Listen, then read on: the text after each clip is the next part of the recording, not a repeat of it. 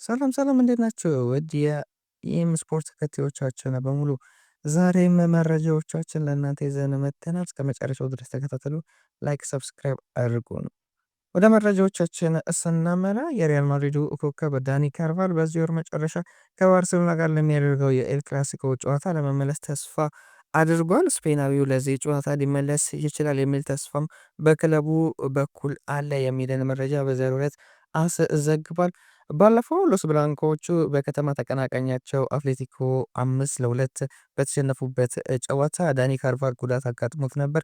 በጨዋታው ማግስት ሪያል ማድሪድ በቀኝ ጡንቻው ላይ ጉዳት እንዳጋጠመው ይፋ ማድረጉ ይታወሳል። ነገር ግን እንደ አስ ዘገባ ከሆነ ተጫዋቹ ከ4 እስከ 5 ሳምንታት እንደሚርቅ መረጃን አውጥቶ ነበር። ይሁን እንጂ እብጠቱ አሁን ወርዷል። እናም በሶስት ሳምንት ውስጥ ሊመለስ ይችላል የሚል ተስፋ አለ። ስፔናዊው ከባርሴሎና ጋር ላለው ጨዋታ ለመመለስ ይፈልጋል።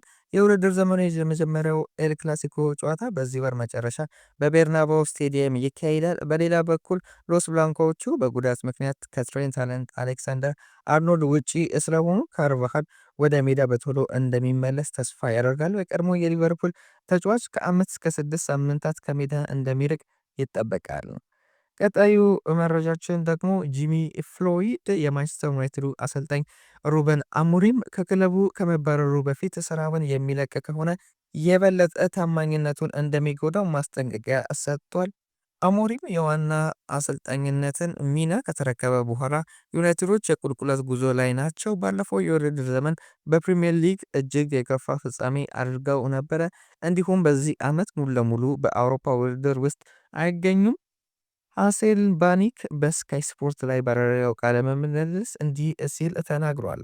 እኔ እንደማስበው አሞሪም ራሱ የሚለቅ ከሆነ ስሙን የበለጠ የከፋ ያደርገዋል። አሁን ስራው ላይ ትኩረት አድርጎ መስራት አለበት። ወጣት አሰልጣኝ ነው። ከባድ ውሳኔ እንዳያደርግ እፈራለሁ። አሁን ውጤት ለማግኘት መረጋጋት አለበት። አሞሪም ማድረግ የሚችለው ብቸኛ ነገር ጨዋታዎችን ማሸነፍ ነው ብሏል። በተጨማሪም ጂሚ ሀሴልባኒክ ምንድነው ያለው? ጋሬት ሳውዝጌት ለማንቸስተር ዩናይትድ ትልቅ ቅጥር ይሆናል ብሎ እንደሚያምንም ተናግሯል። በቃለ ምልልሱ ምንድነው ያለው ሀሴልባኒክ? ጋሬት ሳውዝጌት ጥሩ ቅጥር ይሆናል። ከሚዲያዎች ጋር ጥሩ ግንኙነት አለው። ለወጣት ተጫዋቾች እድሎችን ይሰጣል። ማንቸስተር ዩናይትዶች የሚፈልጉትን ነገር ድንቅ የአጨዋወት ስልት አለው። እግር ኳስን መጫወት ይፈልጋል። ቢመጣ ቡድኑን ያረጋጋዋል። ስለዚህ በዚህ ረገድ ሳውዝጌት ጥሩ ቅጥር ይሆናል ሲል ተናግሯል። እንዲሁም ደግሞ የሊቨርፑሉ አለቃ አርኔ ስሎት ዛሬ ምሽት በፕሪሚየር ሊጉ በስታንፎርድ ብሪጅ ከቼልሲ ጋር ሲጫወቱ ግብ ጠባቂው አሊሰን ቤከር እንደማይኖር አረጋግጠዋል። የቀያዮቹ አለቃ እንዳሉት ሁጎ ኢኪቲኬ እና ፌዴሪኮ ቼዛም ለጨዋታው በመድረሳቸው ጉዳይ የመጨረሻ ውሳኔ አልተላለፈም ብለዋል።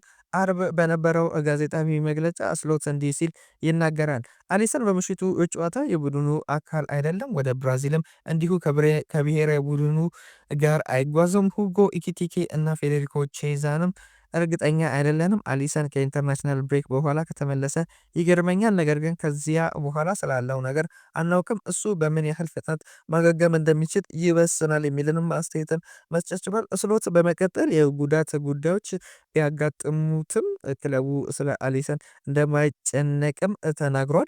የቀድሞ የማንቸስተር ዩናይትድ አማካኝ ኦዌን ደግሞ ቼልሲ የፕሪሚየር ሊጉን እና የቻምፒዮንስ ሊጉን ዋንጫ ለማሸነፍ አዲስ ግብ ጠባቂና አዲስ ተከላካይ እንደሚያስፈልገው ያምናል። በ24-25 የውድድር ዘመን በማሬስካ 10 የኮንፈረንስ ሊግ እና የፊፋ የዓለም ክለቦች ዋንጫን በማሸነፍ ጥሩ የውድድር ዘመን አሳልፈዋል። ሰማያዊዎቹ በክረምቱ ቡድናቸውን ለማጠናከር ከፍተኛ ወጪ አውጥተዋል። ነገር ግን በአዲሱ የውድድር ዘመን አዝጋሚ አጀማመርን አሳልፏል። የማሬስካ ቡድን ከ6 ጨዋታዎች በኋላ በሊጉ የደረጃ ሰንጠረዥ 8ኛ ደረጃ ላይ ተቀምጧል። ይህ ሁለት አሸንፎ ሁለት ሽንፈት አስተናግዷል። የሃርግሬቭስ ከኢቲንቲ ስፖርት ጋር ቆይታ አድርጎ ነበረ። እንዲህ ሲልም ተናግሯል። ቼልሲዎች ፕሪሚየር ሊጉንና ሻምፒዮንስ ሊጉን ማሸነፍ ከፈለጉ ዓለም አቀፍ ደረጃውን የጠበቀ ግብ ጠባቂና ልምድ ያለው ተከላካይ ያስፈልጋቸዋል የሚልንም አስተያየት መስጠት ይችላል። የቀድሞ የባርሴሎና አሰልጣኝ ዣቪ ሄርናንዴዝ በሚቀጥሉት ዓመታት የላሚን ያማል የባላንዶር አሸናፊ የመሆን እድል አለው ብሏል። የቀድሞ የያማል አለቃ ተጫዋቹ ተጫዋቹ የሻምፒዮንስ ሊግ ወይም የዓለም ዋንጫን ለማሸነፍ ከቻለ ሽልማቱን የማንሳት እድሉን ከፍ ለማድረግ እንደሚረዳው ተናግሯል። ዣቪ ከስፔኑ ማርካ ጋር ባደረገው ቃለ ምልልስ እንዲህ ሲል ተናግሯል። በዚህ ጊዜ ትላልቅ ዋንጫዎችን ለዚህ ሽልማት ክብደታቸው ከፍ እያለ ነው። ለእኔ እርግጥ ያማል ማሸነፍ ይችላል እላለሁ። ቪቲኒሃ፣ ሳላህ፣ ፔድሪ እና ራፊኒሃም ባለፉት ጊዜያት ይገባቸው ነበር። ሌሎች ሽልማቶች የሚገባቸው ብዙዎች አሉ። በቅርብ ጊዜያት ይሆን ሽልማታቸውን ላሚን ያሸንፋል በዚህ እርግጠኛ ነኝ። ነገር ግን ቡድኑ ሻምፒዮንስ ሊግን ወይም የዓለም ዋንጫን ማሸነፍ ግድ አለበት የሚልንም አስተያየት መስጠት ችሏል። የቢቢሲ ጋዜጠኛ ሳሚ ሞክቤል እንዳለው አርሰናል የዩሪያን ቲምበርን አዲስ ኮንትራት ለማስፈረም እየተነጋገረ ነው የሚል መረጃን ማውጣት ችሏል። ዩሪያን ቲምበር በዚህ ሲዝን የአርሰናል የቀኝ መስመር ተከላካይ ሆኖ እየተጫወተ ይገኛል። ይህም ቤን ዋይትን በብዛት በተጠባባቂ ወንበር ላይ ሆኖ እንዲመለከት አስገድዶታል። ሆላንዳዊ ተከላካይ ይህንን ቦታ የራሱ አድርጎታል። የክረምቱ የዝውውር መስኮት ከተዘጋ በኋላ መድፈኞቹ ለወደፊት ምርጥ ተጫዋቾቻቸው በክለቡ ማቆየት ላይ ትኩረት አድርገው እየሰሩ ይገኛሉ። በተለይም ዊሊያም ሳሊባን ኮንትራት አስፈርሟል። አሁን ደግሞ የቡካዮ ሳካ ለማስፈረም ከፍተኛ ጥረትን እያደረጉ ይገኛሉ። ቀጣዩ ተጫዋች ይሆናል ተብሎ የሚጠበቀው ደግሞ ዩሪያን ቲምበር እንደሆነ ነው በዛሬው ዕለት የቢቢሲው ጋዜጠኛ ሞክቤል ያስነበበው።